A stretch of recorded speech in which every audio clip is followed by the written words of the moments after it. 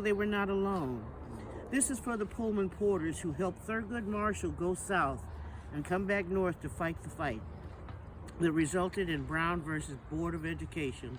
Because even though Kansas is west, and even though Topeka is the birthplace of Gwendolyn Brooks, who wrote the powerful "The Chicago Defender Sends a Man to Little Rock," it was the Pullman porters who whispered to the traveling men, both the blues men and the race men, so they would both know what was going on.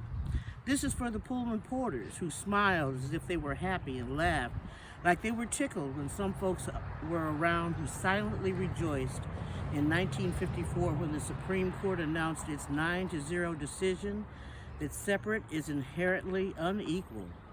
This is for the Pullman porters who smiled and welcomed a 14-year-old boy into their train in 1955. They noticed his slight limp that he tried to disguise with a doo-wop walk. They noticed his stutter and probably understood why his mother wanted him out of Chicago during the summer when school was out. 14-year-old black boys with limps and stutters are apt to try to prove themselves in dangerous ways when mothers aren't around to look after them. So this is for the Pullman porters who looked over that 14-year-old while the train rolled the reverse of the Blues Highway from Chicago to Memphis to Mississippi. This is for the men who kept him safe. And if Emmett Till had been able to stay on a train all summer, he would have been able to grow a bit of paunch, certainly lost his hair, probably have worn bifocals, and bounced his grandchildren on his knees telling them about his summer riding the rails. But he had to get off that train and ended up in Money, Mississippi, and was horribly, brutally, inexcusably, and unacceptably murdered.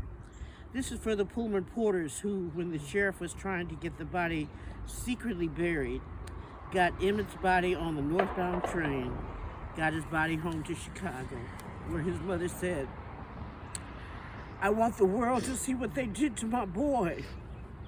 And this is for all the mothers who cried. And this is for all the people who said never again.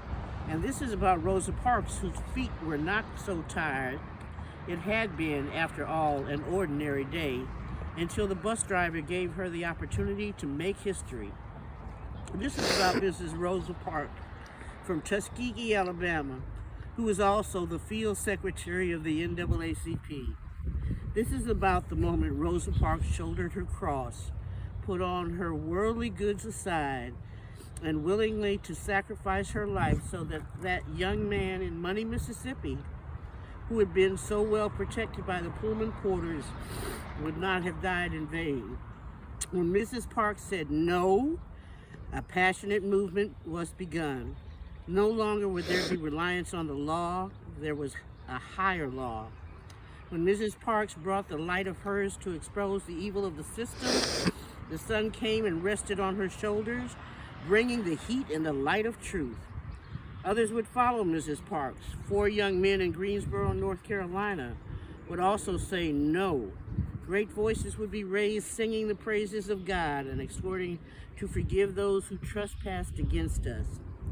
But it was the Pullman porters who safely got Emmett to his granduncle, and it was Mrs. Rosa Parks who could not stand that death. And in not being able to stand it, she sat back down. Yes.